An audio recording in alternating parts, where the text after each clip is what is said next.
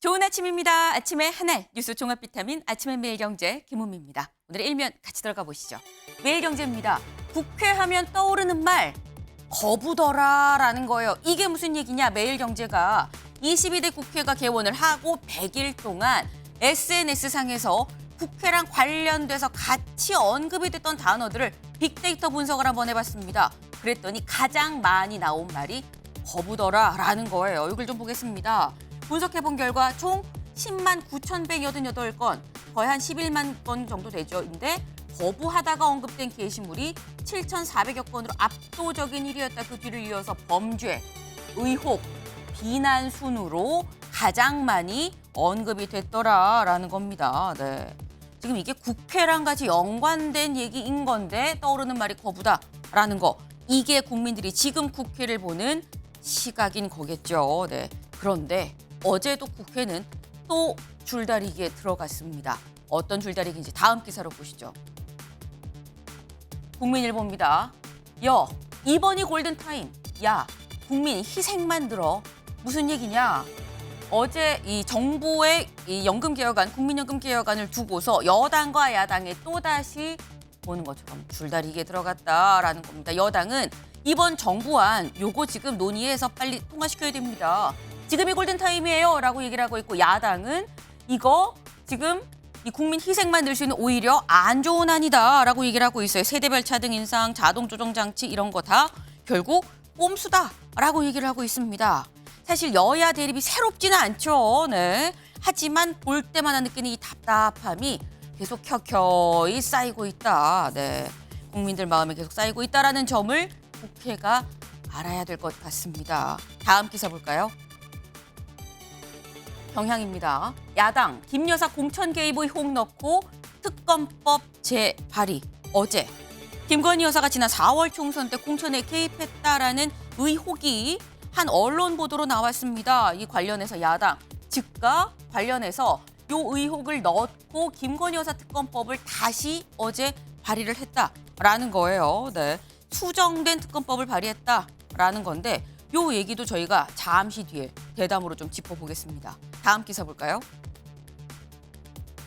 중앙일보입니다. 박민수 차관 경질론, 친한 비한 동시 제기. 박민수 보건복지부 제2차관을 경질해야 된다라는 얘기가 여권에서 나왔는데, 여권도 친한, 비한, 친윤 뭐 기타 좀 나뉘고 있죠. 근데 관련해서 친한도, 비한도 다 경질해야 됩니다라는 얘기가 나오고 있다라는 겁니다. 네. 지금 이 여권 내에서 나오는 이 경질론 얼만큼 이 다 같은 이 분위기가 지금 형성이 되어 있는 건가라는 생각이 드는데, 관련해서 사실 한동훈 대표는 어떤 생각인지가 가장 좀 궁금한 부분인 거죠. 관련해서 한동훈 대표는 다음 기사 볼까요? 한겨레입니다. 한동훈 다시 증원 유예론, 당정 충돌 재현되나.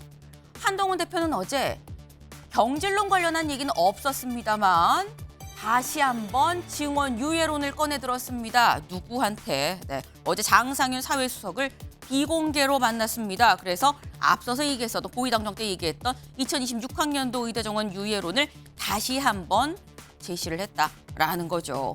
윤 대통령이 국정브리핑 및 기자회견 때 단호하게 거절한 안을 다시 내민 건데, 그래서 한겨레는 이런 제목이 붙었어요. 당정 충돌 재현되는 건가? 라는 제목이 같이 붙었습니다. 이 얘기도 저희가 잠시 뒤에 의대 정원 문제 얘기를 좀 해보겠습니다. 다음 기사 볼까요? 동아일보입니다. 미 대선 전후 북한 중대 도발 가능성. 어제 한미 확장 억제 전략 협의체 회의가 있었습니다. 여기서 나온 얘기가 북한이 미국의 대선 전후로 얼마 안 남았죠, 미 대선. 근데 그 전후로 북한이 중대한 도발을 할 수 있다라는 얘기가 나왔다는 거예요. 그럼 어떤 중대 도발이냐? 일단 핵실험, 그리고 대륙간 탄도미사일 ICBM으로 도발할 가능성이 상당히 있다라는 얘기가 나왔다는 거죠. 요즘 다시 또 이 쓰레기 풍선을 계속 쏘아 올리고 있죠. 심상치 않은 북한, 더 큰 걸 계획하고 있는 것 같다라는 소식이었습니다. 다음 사진 기사 볼까요? 네, 이 모습 어제 축구 보신 분들은 다 보셨을 바로 그 장면입니다. 네, 어제 네, 이 북중미 월드컵 아시아 3차 예선이 있었습니다. 우리나라와 이 팔레스타인 피파 랭킹 96위인 팔레스타인과의 경기였었는데 무승부로 끝났다라는 거죠. 표정이 굳을 수밖에 없는 상황입니다. 네.